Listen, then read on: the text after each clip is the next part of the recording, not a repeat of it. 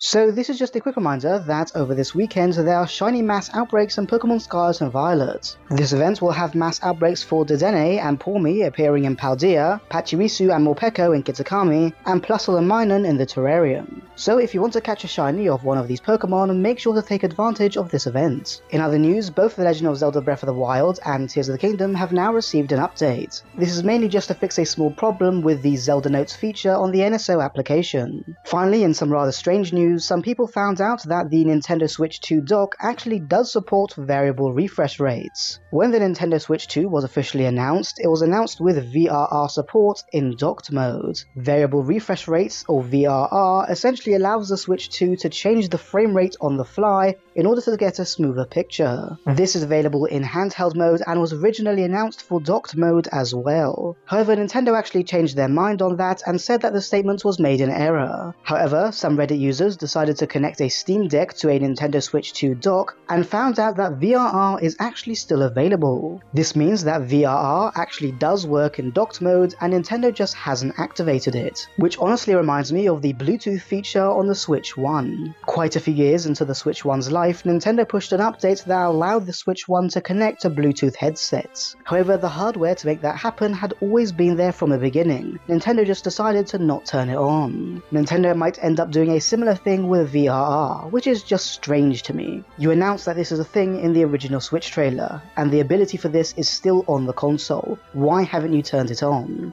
Anyway, what do you think about Nintendo being Nintendo again?